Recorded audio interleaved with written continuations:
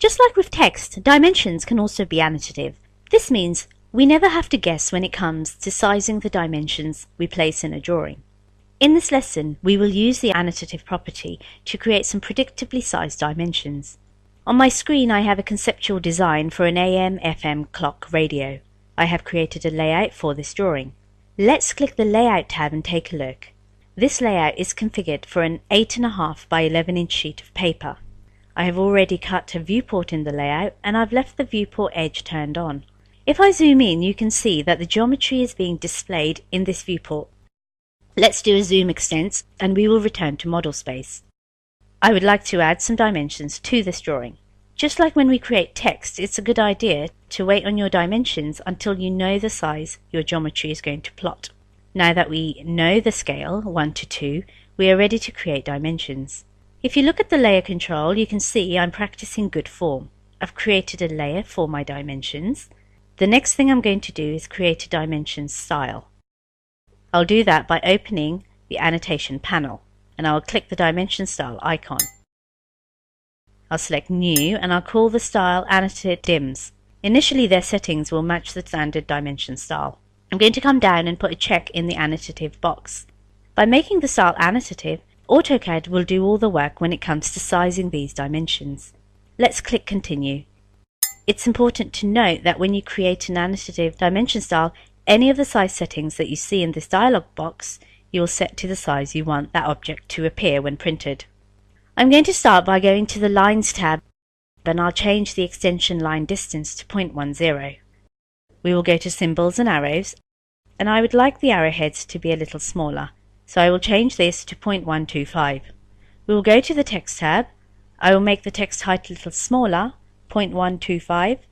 Finally, I'm going to go to the Primary Units tab and I will set the precision for these dimensions to be 2 decimal spaces. When I'm finished, I will click OK. If we look at the dimension style, you can see the addition of annotative icon, so we know these dimensions will scale automatically. I'll click Close when finished. Since I'm working with an annotative style, whenever I create dimensions, AutoCAD is going to look right here to set the size. So I'll open the viewport scale and I'll set this to 1 to 2. Same scale that I'm using in my viewport. I'll then create a linear dimension. We will dimension the overall length of the part. So I'll start from the quadrant at the top and we will dimension to the quadrant at the bottom. If I drag this over, you can see that the dimension appears to be properly sized for a half-scale plot. I would also like to create a dimension that represents the overall width. We will go from the quadrant on the left side to the quadrant on the right. And I'll pull this out and click.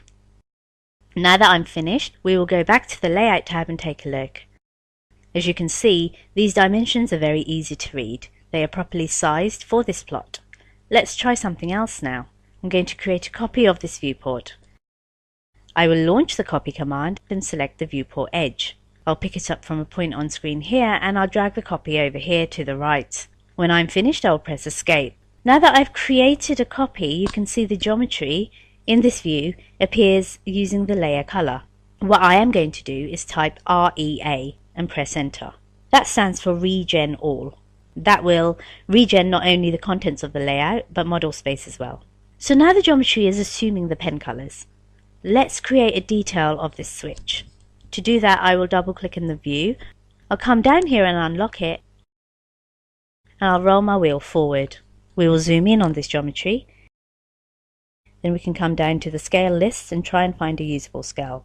Let's try 2 to 1. That's not too bad. I think we can try 4 to 1, might work better. That's perfect. The switch is now being displayed 4 times its normal size. I'll lock the viewport again.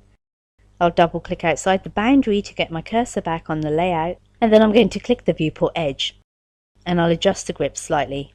I'm being mindful of my running object snaps. If I hold F3 down, I can disable the running object snaps until such time as I take my finger off the F3 key. I'll drag this corner up and click. When I'm finished, I'll press Escape, and then we will return to model space. Now let's apply some dimensions to the switch. the first thing I will do is come down and change the annotation scale to 4:1. I will launch the dimension command and we will do the overall length from the quadrant here to the quadrant here. Let's do the width as well. I'll select endpoint to endpoint and pull this out. I'll press my spacebar to relaunch the command and I will dimension the width of this tab. Finally, I'll click to select the last dimension. I'll hover over this number and select Move Text Only, and we will pull the 13 above the dimension line. That looks good. When I'm finished, I'll press Escape. We will go back out to the layout. Once again, notice the dimensions are perfectly sized for this view. If you use the annotative property, you never have to worry about the size of your dimensions. One more thing, I don't know if you noticed this. Take a look at this view. Notice that those dimensions don't show up over here. If I double click in this viewport and hover over this geometry, you can see that it's the same geometry in both views. Let's double click back out. If you use the annotative property, your annotations will only show up in the viewport for which they were intended. Now that I'm finished setting up my drawing, I'm going to copy the scale label. I'll pick up from a point on screen here and I'll place it next to the detail.